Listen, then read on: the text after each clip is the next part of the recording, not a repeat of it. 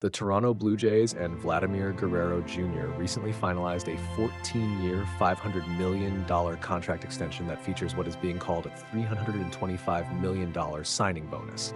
But is it really a signing bonus if it's not paid all at once? Not exactly. Here's the breakdown. While signing bonus usually implies a large upfront payment, the deal's creative accounting means that Guerrero's bonus money will be paid out in varying annual amounts over the entire 14-year term, rather than as a lump sum. In effect, Guerrero will net $175 million in base salary and nearly twice that in bonus funds. Though the Blue Jays will incur an annual luxury tax hit of approximately $35.71 million, this structure offers two major benefits for Guerrero. 1. Tax efficiency. Signing bonuses are allocated to a player's state of residence for tax purposes.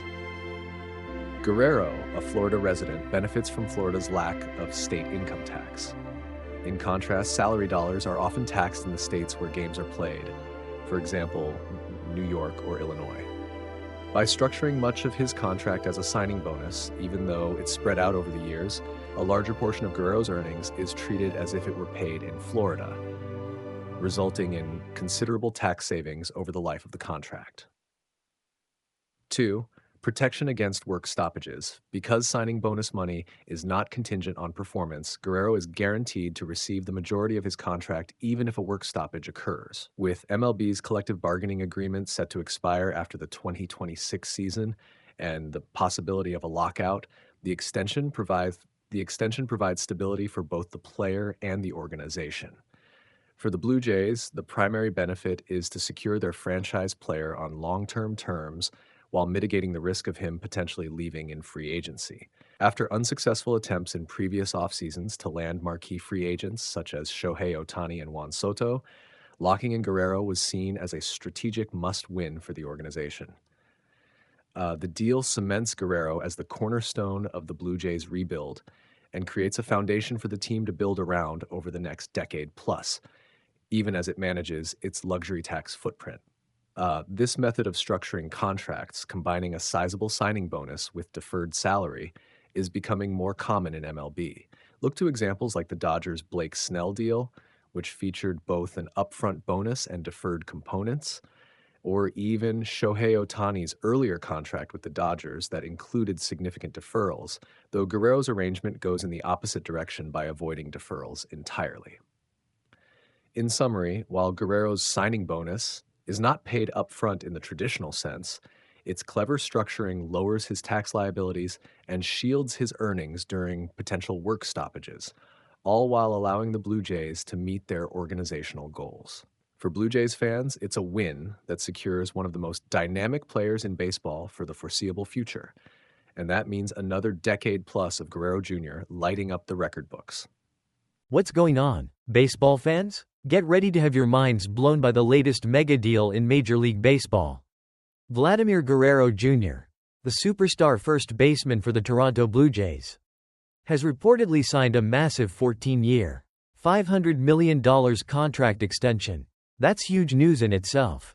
But the real story lies in the incredibly creative way this contract is structured, particularly when it comes to his signing bonus.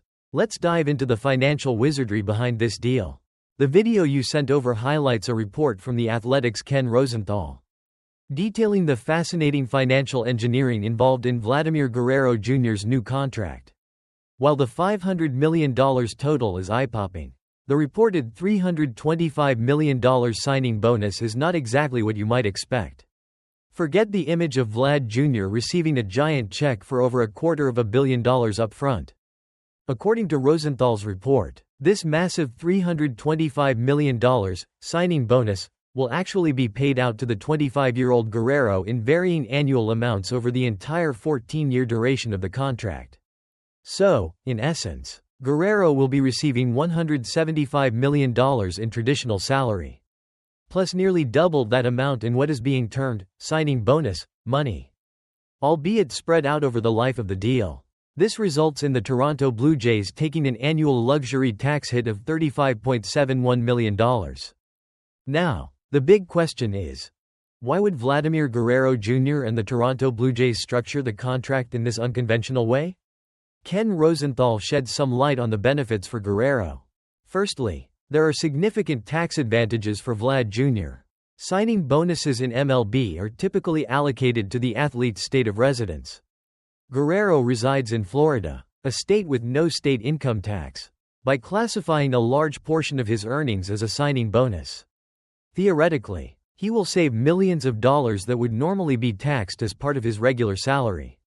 While MLB players are usually taxed based on where they play their games, this setup ensures that a much larger portion of Guerrero's income is treated as if it were earned in tax-free Florida. Secondly, this structure provides Guerrero with a degree of financial security in the event of a work stoppage. Signing bonuses are generally not contingent on the actual performance of services. This means that even if there were a lockout, which seems like a possibility when the current MLB collective bargaining agreement expires after the 2026 season, Guerrero would still be entitled to receive the majority of his contracted money, which is classified as a signing bonus. As for the Toronto Blue Jays, the primary benefit of agreeing to this unusual structure appears to be quite simple. They get Vladimir Guerrero Jr.'s signature on the contract. In a competitive baseball landscape, locking down a generational talent like Vlad Jr. for the long term is a massive win for the organization. And they were clearly willing to get creative to make it happen. The video you sent over draws an interesting comparison to Shohei Ohtani's recent, heavily deferred $700 million contract with the Los Angeles Dodgers. However, Guerrero's deal with the Blue Jays is essentially the opposite approach. Ohtani agreed to defer a significant portion of his salary to lower the Dodgers' annual luxury tax hit, allowing them more financial flexibility to sign other players. In contrast, Guerrero's signing bonus structure seems primarily designed to benefit him personally, without significantly impacting Toronto's luxury tax situation beyond the already substantial annual hit. The report also notes that it has become a bit of a trend lately for players to receive both a large signing bonus and significant deferrals. The upfront signing bonus provides immediate wealth, which players often prefer, while the deferred money helps teams manage their competitive balance tax, CBT, number. Also known as the luxury tax. The Dodgers' deal with Blake Snell, which included a large signing bonus and significant deferrals, is cited as another example of this strategy.